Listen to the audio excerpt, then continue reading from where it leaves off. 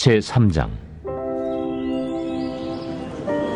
제9시 기도 시간에 베드로와 요한이 성전에 올라갈새 나면서 못 걷게 된 이를 사람들이 메고 오니 이는 성전에 들어가는 사람들에게 구걸하기 위하여 날마다 미문이라는 성전문에 두는 자라.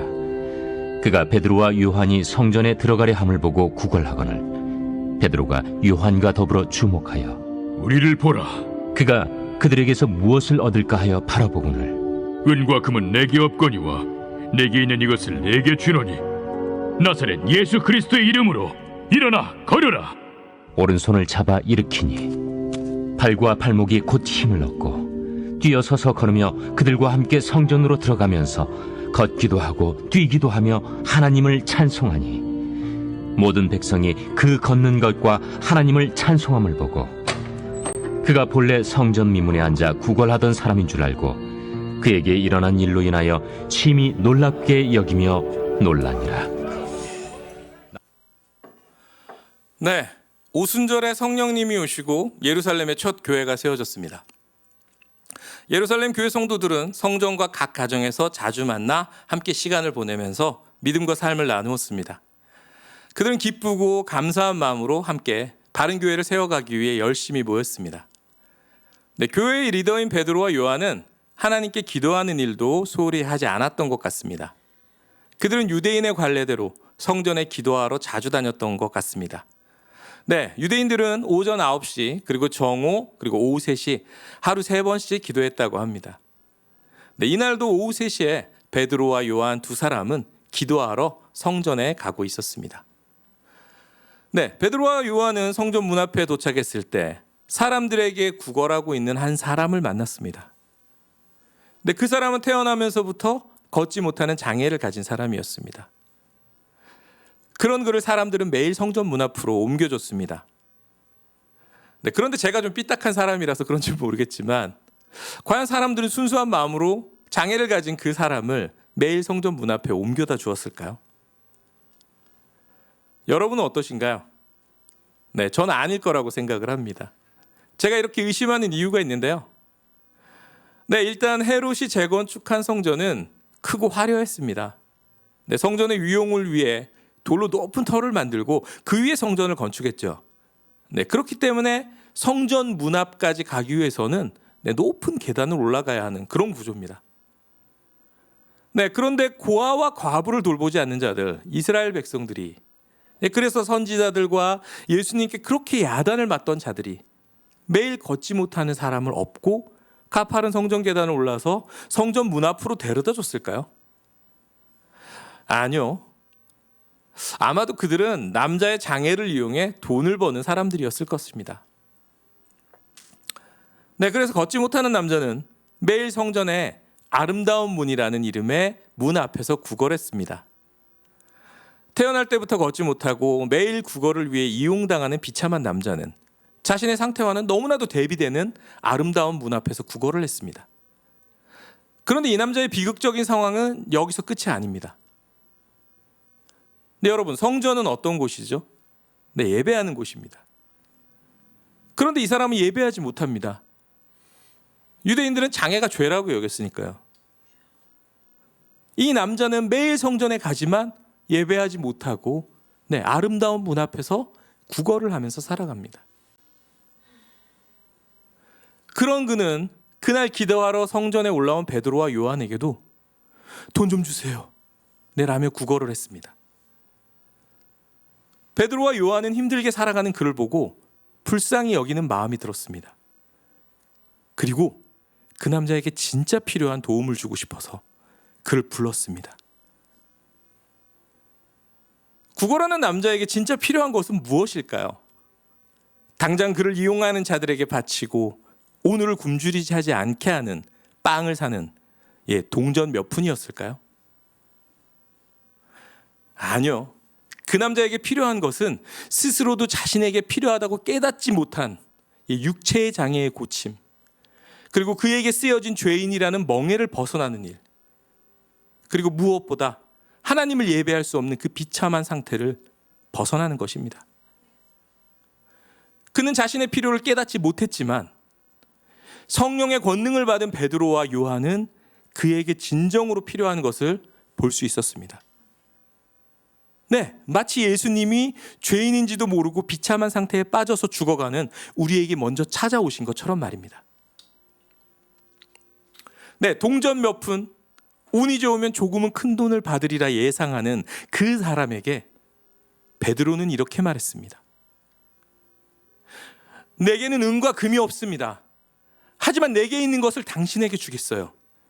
예수 그리스도의 이름으로 일어나 걸으십시오. 그리고는 그 남자의 손을 잡고 일으켜 세웠습니다. 그러자 걷지 못하던 사람의 발과 발목에 힘이 생기기 시작하더니 두 발로 서서 걷고 뛰게 되었습니다. 네, 태어나서 한 번도 걸어보지 못했던 사람이 스스로 걷고 뛰게 된 겁니다. 그리고 마침내 매일 성전 문 앞에는 왔지만 성전에 들어가지 못하고 구걸만 하던 사람이 기뻐하며 자기 발로 성전에 들어갔습니다. 네, 걷고 뛰기도 하며 하나님을 찬양했습니다. 네, 그를 속박하던 장애가 없어졌습니다. 죄인의 멍에를 벗어던졌습니다. 네, 그리고 마침내 그에게 예배가 회복되었습니다. 네, 걷지 못하던 장애로 구걸만 하던 사람이 성전에서 기쁘게 하나님을 찬양하는 모습을 보고 많은 사람들은 그것을 놀라고 이상하게 봤습니다. 왜냐고요? 예, 이미 예수님이 행하셨던 일이지만 사람들에게는 예수 그리스도께서 죄의 문제를 해결하시고 우리를 자유케 하시는 분이라는 것에 대한 지식도 없었고 그리고 믿음도 없었기 때문입니다. 사람들이 베드로와 요한 주위로 몰려들었습니다. 그러자 베드로가 사람들에게 말했습니다. 여러분, 이 기적이 우리의 능력이라고 생각하지 마세요. 우리의 힘으로 이 사람을 걷게 한 것이 아닙니다. 여러분이 십자가에서 죽인 예수님을 하나님이 다시 살리셨습니다. 우리가 예수님이 부활하신 것의 증인입니다. 그리고 그 예수님을 믿는 믿음이 이 사람을 낫게 한 것입니다. 여러분도 모두 회개하고 하나님께로 돌아오십시오. 네, 베드로는 이 기회를 통해 다시 한번 복음을 전했습니다. 그러자 그날 많은 사람이 예수님을 믿게 되었습니다. 하나님은 베드로와 요한을 사용하셔서 놀라운 능력을 나타내시고 복음을 전하신 겁니다. 네, 성령님께서 베드로와 요한의 눈을 열어주셨습니다. 그래서 그들은 걷지 못하는 남자 본인도 깨닫지 못하던 내면의 필요와 문제를 볼 수 있게 해주셨습니다. 그리고 예수님의 이름으로 그 남자를 고치게 하셨습니다. 그리고 또 이 사건을 통해 담대하게 사람들에게 복음을 가르치고 전하게 하셨습니다. 네, 그런데 고치고 가르치고 전하고 이게 누가 하던 일이죠? 네, 맞습니다. 예수님이 하시던 일이죠. 그런데 이제 제자인 베드로와 요한이 그대로 하고 있네요. 네, 제자. 스승의 생각과 행동을 그대로 이어가는 자. 베드로와 요한은 3년 전에도 제자였습니다. 하지만 진짜 제자다운 모습으로 살아가진 못했죠. 여러분도 잘 알고 계시지만 베드로는 3번이나 예수님을 부인했고요. 요한은 예수님이 정권을 잡으면 옆에서 한 자리를 차지할 생각에 부풀어 있었습니다. 하지만 성령님의 권능을 받은 후에 베드로와 요한의 모습을 보니 그들은 이제 참 제자가 되었네요. 여러분, 예수님께서 직접 뽑으신 베드로와 요한만이 제자일까요? 네, 아닙니다. 오늘날 그리스도 예수의 이름으로 구원의 은혜를 받은 우리도 예수님의 제자입니다. 네, 그렇기 때문에 제자된 우리들은 사람들의 문제의 근원을 볼 수 있어야 합니다. 왜냐하면 우리 주변에 많은 사람들이 자신의 문제가 무엇인지 모른 채 살아갑니다. 그러다 보니 구걸하던 남자처럼 엉뚱한 것만 구하고 다닙니다. 내 문제는 내가 부모를 잘못 만나서 그래. 내가 돈이 없어서 그런 거야. 내가 얼굴이 예쁘지 않게 태어나서 그런 거야. 그러니까 돈을 벌면 행복해지겠지? 그러니까 성형수술을 하면 내가 행복한 삶을 살겠지? 이런 게 저런 게 필요할 거야. 네, 그래서 열심히 자신의 문제를 해결해 보려 이리저리 쫓아다닙니다. 하지만 자신의 문제가 무엇인지 알지 못한 채 엉뚱한 해결책을 찾아다닌다면 과연 그 문제가 해결이 될까요? 그런데 우리도 다른 사람들과 같은 처지였습니다. 하지만 우리는 예수님의 은혜로 구원을 받고 하나님의 자녀가 됐습니다. 네, 그런 우리는 우리의 문제의 근원이 죄 때문임을, 그리고 그 문제는 예수 그리스도밖에 고칠 수 없음을 알고 있습니다. 네, 그렇기 때문에 우리는 이렇게 선포할 수 있어야 합니다.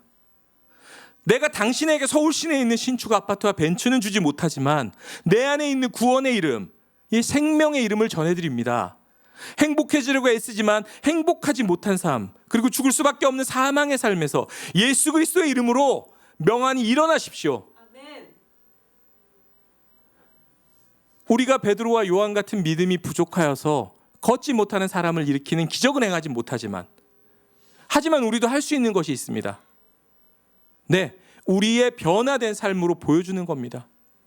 우리가 예수님을 만나고 하나님의 자녀가 되어서 변화된 삶을 그분들께 보여주는 겁니다.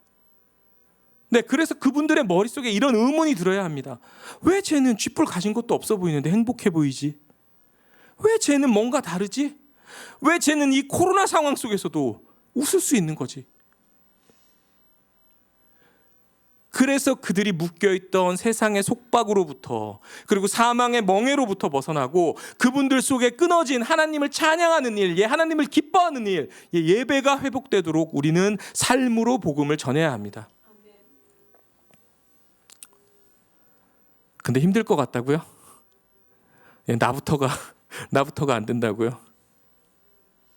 아니요, 여러분도 가능합니다. 네, 우리 지지난주 말씀을 통해서 배웠는데요, 우리 안에 이미 계신 성령님을 우리가 인식을 하고, 네, 그리고 그분과 대화하고 소통하고, 그리고 그분 생각에 순종하는 삶을 살면 우리도 가능해집니다. 네, 예수님께서 직접 제자를 뽑고 먹고 자며 배우면서 목격했던 베드로와 요한도 예수님 닮은 모습으로 살지 못했었어요. 그런데 그들에게 성령님이 오시고 성령님께 순종하고 성령님의 능력을 받으니까 그제서야 참 제자로서의 삶이 가능해졌습니다. 오늘 말씀처럼 참 제자가 되었습니다. 네, 우리 모두 베드로와 요한처럼 성령의 부르심에 순종합시다. 그래서 안진뱅이처럼 주저앉아 있는 우리 주변의 수많은 사람들을 일으키는 참 제자가 되시기를 축복합니다. 네, 그리고 내 안에 있는 이름 예수, 그 이름을, 그리고 그 이름의 능력을 전하는 사람이 되시기를 축복합니다. 하나님의 구원의 사역에 함께하기를 원하시는 그 한 사람이 제가 되기를, 그리고 바로 여러분이 되기를 우리 예수님의 이름으로 축복합니다.